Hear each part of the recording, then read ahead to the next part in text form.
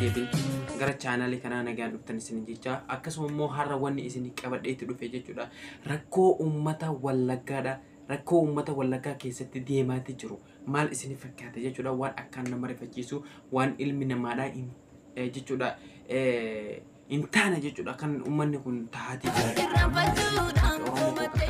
keessatti Walloo fi Wallaggaa jechuudha bara baraan dararamaa boohaatuma imimmaan irraa qooreetii hin beeku akkamatti yaa'a jechuudha imimmaan akkamatti irraa yaa'a jechuudha uummata Oromootii fi uummata Wallaggaa uummata Oromoo keessattuu jechuudha Walloo fi Wallaggaa jechuudha akkasuma har'a maal isin fakkaata uummanni kun waan ta'uutii jiru jechuudha sooshaal miidiyaa irratti ni agartu jechuudha hundinuu keessanuu quuqama warri quuqama saba keessanii qabdan jechuudha irra dubbadhaa zim jettanii hin taa'inaati akkasuma yoo waa tokko dubbattan seenaadhaaf ta'a akkasuma immoo namoonni irraa barataa kan nutuban guddatu bar hedduutu jira bar Oromoo ko ma har'a bicha laalta social media kun ila akkanuma guddataati deema jechuudha har'a wanni isin qabadheetti dhufe Oromoonni Wallaggaa sagalee taafi Oromoo jechuudha Oromoonni Wallaggaa ta'e godina addaa jechuudha godina kamiyyuu ta'e jechuudha Oromoo ko jechuudha yoo dhugaa dubbanne jechuudha nama quuqa nama dhukkuba jechuudha sabni ofiidha yeroo akkasuma immoo maal isin fakkaate jechuudha akkuma viidiyoo kana argaatii jirtan jechuudha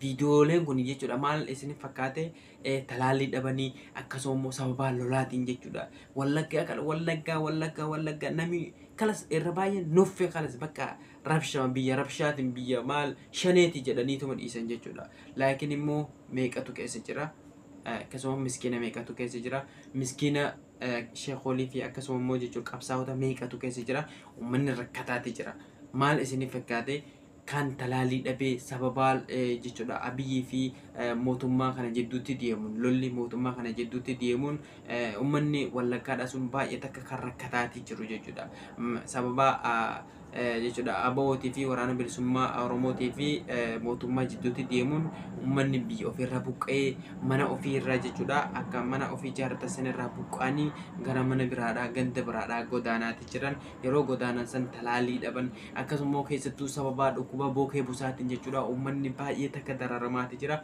baay'ee takka dhumaati jira jechuudha akkasuma ijoollee xixiqqoo gadii fi olii yaaseetuma kan ajjeesaati jiru kan jedhan jechuudha maaliif jennaan isaan jechuudha dhageetti dhadhaban ilaa ammaadha sababa shaneetiin jechuudha sababa shanee jedhanii irraa muranii turkii irraa murameen jechuudha uummanni keenya talaalii san dhabeeti rakkataati jira jechuudha talaalii san dhabaniiti akkasuma immoo sagaleelleen akka jechuudha qaamonni dhimmi ilaallatu akka isaan bira hin geenyeef jechuudha sagaleen isaaniitilleen ukkaanfamee cuqqaallameeti jira jechuudha maaliif jennaan neetworkiin hin dalagu sababa aboon jechuudha achi keessa deemu jechuudha hin dalagu akkasuma immoo kan baranaalleen akkasitti dhumaatii turan jechuudha uummanni Oromoo Wallaggaadhaa sun jechuudha asiin faannoon kan fixaati jirtu yeroo fixu kanalleen dhageettiilleen jechuudha karaa dhageessifatanii hin qaban guyyuurraa kan dhumaatii jiran jechuudha guyyuurraa kan wareegamaatii jiran guyyuurraa kan du'aatii jiran ijoolleen xiqqaan guddaan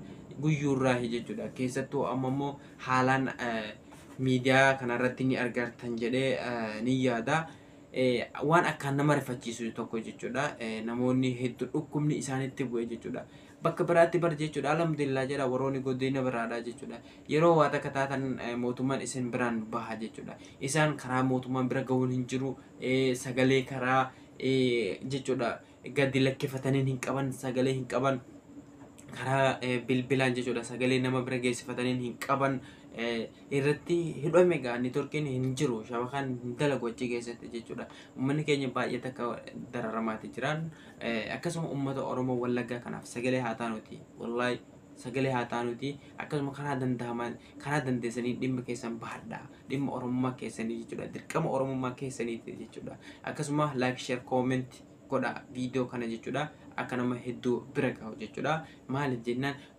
waan hin taane share godhuurra jechuudha waan faayidaa qabu tokko share godhuutuun irra faayidaa isinii qaba jechuudha har'a jechuudha nama hedduudha bilisa kan keetii akkasuma dhiiga kan keetii kan mana hidhaa kana keessatti mana hidhaa garagaraa godina Oromiyaa kana keessatti rakkataati jiru waan akkanaa share yoo gootan jechuudha naminilleen waa irraa barata akkasuma immoo haga tokkolleen furmaanni ka dhufu ni danda'a jechuudha maaliif jennaan furmaata rabbitu fida rabbiin furmaata haa fidu ummata kanallee jechuudha rabbiin biyya isaanii nagaa godhee fi isaan haa teessus jenneetuma du'aa eegoona. Kanaafuu jechuudha uummanni Oromoo Wallaggaadhaa kun baay'ee takka kan jumlaadhaan ajjeefaman torbaan takkatti abaluu bara isaan du'anii jedhaniituma sim jedhan jechuudha. Takka furmaanni dhufuuf hin jiru, haala jijjiiramuuf hin jiru. Kanaafuu keessatti wanni gaafii guddaa natti ta'e jechuudha. Mootummaan naannoo Oromiyaa achi jira, akkasuma immoo ABO WBOn achi jira, akkasuma immoo mootummaan jechuudha achitti jira jechuudha. Makalaakiyaan jechuudha federaalillee Wallagga san keessa jira.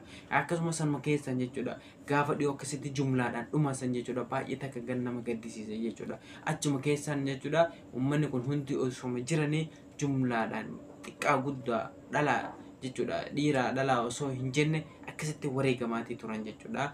Gaafa duraatis ni yaadattu tahaa jechuudha. Gaafa morma namaadhaa ciranii jechuudha dullaa itti suuqanii akkasittiin deemaatii turan san jechuudha. Sooshaal miidiyaa kanarra guuteetii ture jechuudha guyyaa san. Kanaafuu jechuudha uummanni kun yeroo yeroodhaan aarsama kafala jechuudha. Torbaaniin guyyaan aarsama kafalan aarsaa jechuudha hedduudha kafalan jechuudha. Walloo maali walloo keessatti lolli ka'e zimwa jedhan akkasuma Wallaggaa keessatti lolli ka'e zimwa jedhan jechuudha. Namoonni hammanaa du'e jedhaniituma dabarsan. Wanni kun akkamittiin akkana ta'ee akkamittiin akkam ta'ee furmaata argatu qabaa jedhanii namoonni irratti hojjetan hin jiru jechuudha. Waa'ee Oromoo Wallaggaa kana yoo keessa gadi ilaaltan jechuudha baay'ee takka nama azaazana jechuudha. Baay'izawee uummanni Wallaggaadhaa kun baay'ee takka kan rakkataatee jiru. Baay'ee takka rakkina isaanii kan namni hin beekneef qooqama isaanii kan namni hin beekneef kan jechuudha uummanni kun rakkataatee jira jedheetii kan hin beekne. Maaliif jennaan sababaa ABO'n achi keessa jiruun shabakaan hidhameetii jira jechuudha. Uummanni keenya gadi beetii sagalee jechuudha dhageessifatuu hin danda'u, miidiyaatti himatuu hin danda'anii. Maaliif jennaan amma furmaanni miidiyaa mateetii jira. Oromoo miidiyaa kana akka safaataatti hin ilaalina. Gadi bahaniituma miidiyaatti himatan miidiyaan sun yeroo gabaase haka tokko furmaanni ni dhufa jechuudha. Jijjiiramni ni argama jechuudha. Kanaafuu sagalee keessan jechuudha dhageessifatuu qabdan bakka jirtaniifuu jechuudha. Bakka jirtan haa ta'uti sagalee keessan dhageessifatuun dirqama jechuudha. Maaliif jennaan furmaanni tokko ni argama ni dhufa. Haa ta'u malee torbaaniin guyyaan yoo uummanni Wallaggaa kun jechuudha dhumaatii isaanii jechuudha dasiin jedhe malee viidiyoo kanallee share godhisiin jedha waan biraadhaan dadhabdullee jechuudha. Ati immoo baatuu qabda jechuudha. Waan sirraa eegamu baatuu qabda. Maaliif jennaan Oromoo Wallaggaatti akkatti dhumaatii jiru kun jechuudha saba kan keeti dhiiga kan keeti dhiiga kiyyaa fi kan keeti jechuudha. Si qooqa na qooqa. Kanaafuu share waliif godha. Oromoo Wallaggaa biraan kaa sagalee haa taanuu fi warri zim jettanii waan intaanarratti dalagaatii jirtan ummata keessaniif gadi bahaatii waan biraa yoo dadhabdan yaa ilaahi jedha. Wallaahi ilmi namaadhaa rabbiin jechuudha ilmi namaa kadhatee harka qullaa gadi hin deebisu jechuudha. Miskiina meeqa sabiyyii meeqa ijoollee meeqa daa'ima meeqatuun dhumaatii jira jechuudha godina Wallaggaa kana keessatti jechuudha. Meeqatu wareegamuuti jira guyyoorraa du'aati jiran asiin faannoon ajjeesan faannoon isiin dhufteeti tumti. Kanaafuu hedduu isaaniitu wareegamuutti jira jechuudha. Yoo dhugaadhaan kan siin qooqu ta'e kan Oromoon Wallaggaadhaa akkatti bara baraan cunqurfamaati jiru. Godinaaleen biraadhaa bara nagaa qabdanii bara seenaa Wallaggaadhaa yoo gadi baasnee hin haasofna jenne jechuudha. Wama amma keessatti torbaanuma ammatuma lama tana keessa amata takka keessa jechuudha nama wareegame yoo hin lakkoofne jettan bara hin dhumu bara lakkoofame jumlaadhaan gaaf namni 20 akkasitti ajjeefamu jechuudha. Ajjeefaman jedhaniituma dhiisan jechuudha. Akkasuma akkamitti ajjeefama jedhanii namni lafa kaa'ellee hin jiru. Zim jedhaniituma irra darbaatii jiran jechuudha. Keessaa hoo godinni lamatuun jechuudha. Walloo Wallaggaa baay'ee takka bara baraan cunqursaa namni hin dhageenye kan jechuudha sababii biraadhaa hin dhageenye dararmaatii jiran dhumaatii jiran jechuudha. Kan jechuudha miidiyaaleen garagaraadhaa gabaasuu hin dandeenye sababa shabakaatiin jechuudha neetworkiitiin kan ka'e jechuudha rakkataatii jiran ila ammaadha. Walloon illee akkasuma rakkataatii jiran jechuudha. Neetworkiin kan addaan citeetii jiru jechuudha uummata Oromoo Walloo kanarraa illee jechuudha. Maaliif jennaan isaanis jechuudha hidhataa kan faanoo jettee hidhattee kaaba walloo keessa deemtu sun jechuudha. Sababa kasaniin kan ka'e uummatarraa intarneetiin citeetii jira jechuudha. Akkasuma kan wallootis akkasuma citee jira, kan wallaggaatis akkasumatti citeetii jira jechuudha. Uummanni keenya hedduun isaanii rakkataatii jiran, hedduun isaanii jechuudha waliif yaaduu dhabnee akkasuma walirratti duuluudhaan kan ka'e wal irraanfanneetii jira jechuudha. Yoo dhugaa walitti himne jechuudha. Oromoon wallaggaadha keessattuu guyyaa guyyaadhaan, Oromoon walloodha.